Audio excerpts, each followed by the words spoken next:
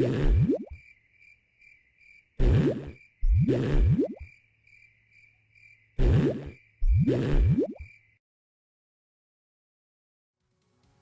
everybody and welcome back to another video. It's me, Snooze VGC. With Sword and Shield coming out, I wanted to do a little something. So I'm starting a new series mostly for beginning players, but this will also help anybody that really wants to just learn a little bit more or learn them like with me as we go along. I'm going to be doing videos like team preview videos and analyzing how team preview works and why certain players chose what they did. I'm going to be going over why players made certain moves or why they didn't make a move, or how that move helped them or how that move didn't help them. Just basically going over basic things about Pokemon and VGC. Today, as you can tell by the title of the video, I'm going to be going over why Wolfe won the North American International Championships.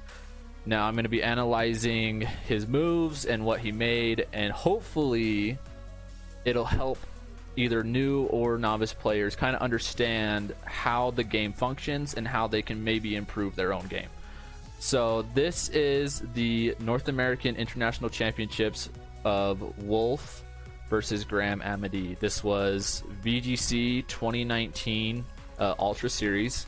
So that means that there was legendaries and Z moves and megas, and it was a great match. So they don't give much time to talk about team preview in this game, because since it's the finals, they all already have a pretty good idea of what they want to do. So they've had time to analyze, and they just like jump right into the game. So Wolfe starts off with his Rayquaza, Celesteela. Graham has Medicham, Lunala. What this lead does for Wolfe is it gives Graham kind of an ultimatum, so he can fake out one or straight attack. If he does that, he might not get anything, because the Rayquaza can KO the Medicham and outspeed it, and the Celesteela can set up Leech Seeds. So it really puts Wolfe in a good position that no matter what Graham chooses to do, he can get a upper hand by either doing damage or setting up a stall scenario. So he fakes out the Celesteela, which isn't that bad for Wolfe. It doesn't really matter, because right here Wolfe has the opportunity to just go for big damage, and he's just going to go ahead and take out that Medicham. So that takes away something that can hit his Celesteela incredibly hard. So at this point, Wolfe getting rid of the threat of Celesteela can set him up to, if he wants to, get a Leech Seed. So that's why that move was important right there, because Wolfe saw what the threat was to his immediate team, and it was the Medicham. And so he prioritized the threat. He knew Lunala was going to go for a Tailwind, and he made sure that his Celesteela was going to be safe. You got the Leech Seed to get back some of that health, so it barely did anything to him. And now Wolfe is up 4-3 going into turn 2, and he's not afraid of any of the spread moves that this Kyogre can do, because he also has Wide Guard. So he's even turn 2, even with the Tailwind up, even with the 2 restricteds, the legendaries out on the field, Wolfe is still in a commanding position, because it cannot get knocked, because his Pokemon cannot get knocked out. A Z move won't pick up the Rayquaza, an Ice Beam won't pick up the Rayquaza. He has to either double into the Rayquaza or go for the spread move.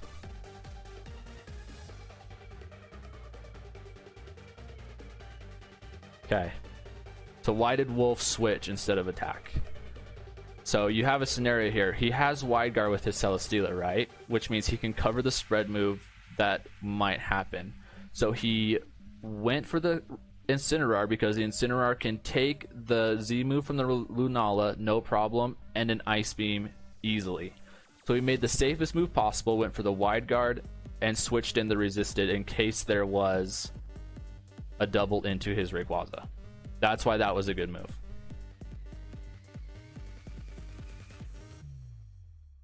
It also lets Wolfe set up Fake Out to stall out the Tailwind, and it really threatens the Lunala. So there's the Z move from Graham's Lunala, and I believe this ends up going into the Celesteela. So he made a really good read, and just because he knew he had wide guard, so he wanted to get rid of the Celesteela so that it could set up so it can start doing origin pulses and water spouts without having to worry about wide guard.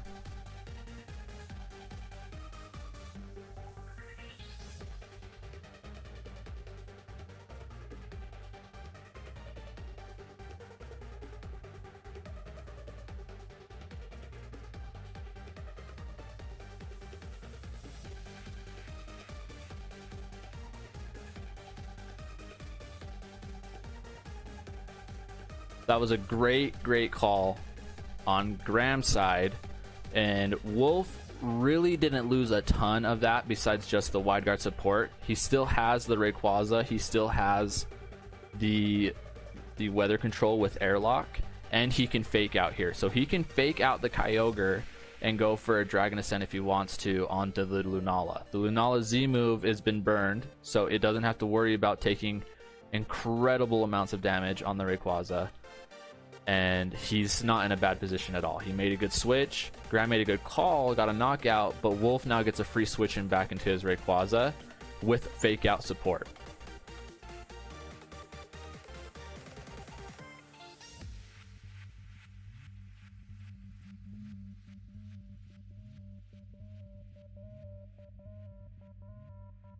Kyogre going for the protect, and there's the Psyshock. So Wolfe's Rayquaza is a bulky variant, so Psyshock's going to hit it for more. It wouldn't have done that much at all with the Moongeist Beam.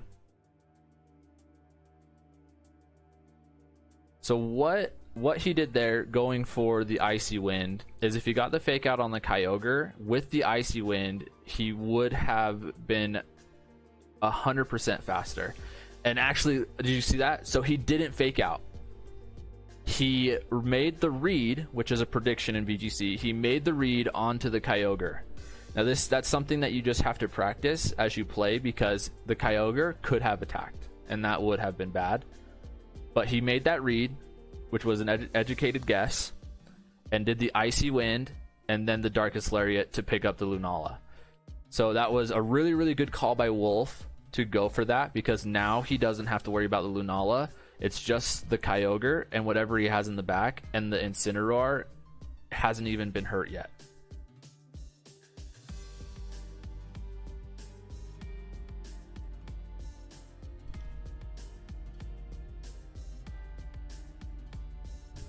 Brings out the Tapu Koko. Now the Tapu Koko isn't very threatening to the Rayquaza. It can Dazzling Gleam if it has it, but I think Graham's Koko is a physical variant. So if it's a physical variant, Wolfe isn't too worried about taking that damage from a physical wild charge. With the airlock on, it means that electric attacks aren't going to be doing as much to flying types, so it won't do very much at all. So he takes that just fine, went for the extreme speed, and then the water spout from the Kyogre has been damaged a little bit. Does absolutely nothing to the Rayquaza. Incineroar can take that because it was damaged, and it was in the airlock. So Wolfe was willing to take the damage from the Incineroar because he knew it couldn't get knocked out after it took some damage from extreme speed, and with the airlock on, making it so the weather isn't in Kyogre's favor. Lets him get a U-turn to get a board position in and bring out, I believe, his own Tapu Koko.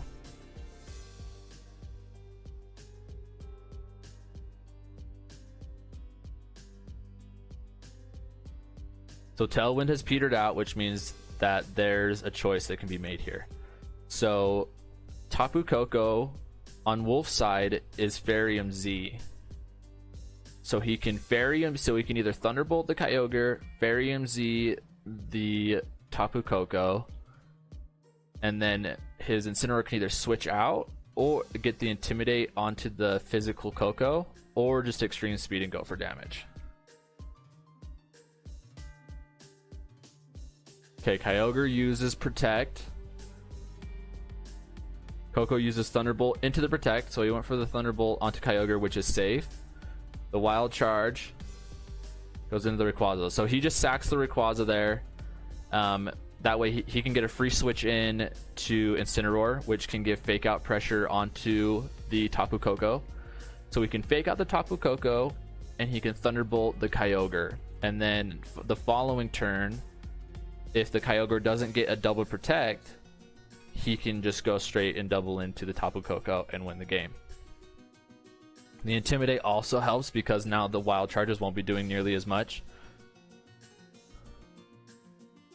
So Graham has to go for something here, make a double Protect if he wants to have the best chance that he can.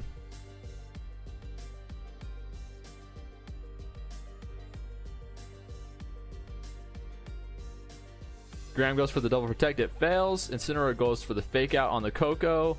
The Thunderbolt into the Kyogre is going to pick up the KO.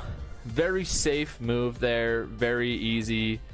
Just Fake Out the Koko, pick up the KO on the Kyogre if it doesn't double Protect. If it did double Protect, which is not very often that happens, then you have to think about something else to do. But that was a very safe move to go for.